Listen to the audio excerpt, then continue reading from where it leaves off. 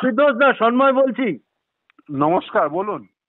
বলছি জাস্টিস অভিজিৎ গাঙ্গুলি তো 17 নম্বর ঘর ছেড়ে চলে গেলেন, কিন্তু বাংলার কলকাতা হাইকোর্টে আইনজীবী বিকাশ রঞ্জন ভট্টাচার্য, আইনজীবী ফিরদৌস শামীমরা তো আছেন এখনো। আর ঠিক সেই নিরিখে সেই সময় দাঁড়িয়ে আমরা যেটা শুনলাম সেটা খুব ইন্টারেস্টিং। জাস্টিস রাজশেখর মান্তা বললেন আজ গতকাল, যেখানে দাঁড়িয়ে পরিষ্কারভাবে বললেন যে দরকার হলে 59,500 চাকরি আমি খেয়ে নেব যদি সিবিআই শেষ পর্যন্ত ওই ওয়েমার্কশিটের ফুটপ্রিন্ট জোগাড় না করতে পারে। মানে 59,000 মানুষেরই চাকরি চলে যেতে পারে, তো মারাত্মক। যদিও যাবে না জানি, কেন আলটিমেটলি আপনার কাছে যেটা স্পেসিফিক প্রশ্ন, সিবিআই চাইলে কি ফুটপ্রিন্টটা জোগাড় করতে পারে? এটা জোগাড় করলে তো তাহলে অরিজিনাল যারা যোগ্যতার ভিত্তিতে চাকরি পেয়েছে তাদের চাকরিটা টিকে যাবে, কি বলেন? দেখুন, মহামান্য বিচারপতি রাজাশেখর মান্তা, একটু জোরে বলবেন দাদা। হ্যাঁ, নিশ্চিতভাবে মহামান্য বিচারপতি রাজাশেখর মান্তা তিনি মন্তব্য করেছেন, কিন্তু কোনো নির্দেশ দেননি। আজকে যে নির্দেশটা দিয়েছেন সেটা হলো যে সিবিআই কে রিপোর্ট দাখিল করতে হবে এবিডিবির আকারে। তারা এর আগে যে রিপোর্টগুলো দাখিল করেছে সেই রিপোর্টগুলোর কালমিনেশন করে। কিন্তু যে বিষয়টি ঘটেছে সেটা হচ্ছে টেট 2014-এ এই মানিক ভট্টাচার্যরা তারা এই যে স্ক্যান কপি অর্থাৎ মিরর ইমেজটা না দিয়ে তারা ডিজিটাল কপি রেখেছিল, যেটা যে কোনো সময় এডিট করে দেওয়া যায়। অর্থাৎ ধরুন একজন পেয়েছে 73, সেটাকে এডিট করে দিয়ে সেটাকে 92 করে দেওয়া হলো। সেটা করা যাবে, এরকম ডিজিটাল কপি রাখা হয়েছে যেটা এডিটেবল কপি। কিন্তু স্ক্যান কপি অর্থাৎ একেবারে মিরর ইমেজ কিন্তু রাখেনি, যেক্ষেত্রে স্কুল সার্ভিস কমিশন যেমন মিরর ইমেজ রেখেছে। কিন্তু আজকে মহামান্য বিচারপতি রাজশেখর মান্তা একটি অত্যন্ত গুরুত্বপূর্ণ কথা বলেছেন।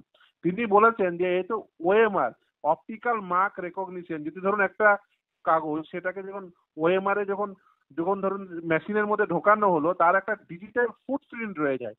সেটি যেভাবেই ধ্বংস করুক না কেন, সেই ডিজিটাল ফুটপ্রিন্ট সবসময় রয়ে যায়, ফলে সেটা রিট্রিভ করা সম্ভব।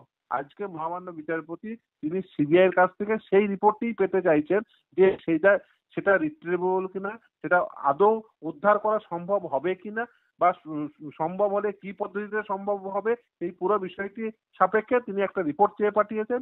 নিশ্চিতভাবে আমরাও আশাবাদী, তার কারণ আমরা বুঝতে পারছি যে যেহেতু ওএমআর শিট গুলো তো ম্যানুয়ালি কেউ মূল্যায়ন করেনি, এটা মেশিন মূল্যায়ন করেছে। ফলে যে মেশিন মূল্যায়ন করে তার তো একটা ডিজিটাল ফুটপ্রিন্ট রয়ে গেছে, সেটা নিশ্চিতভাবেই সেটাকে রিট্রিভ করা সম্ভব, সেটা উদ্ধার করা সম্ভব।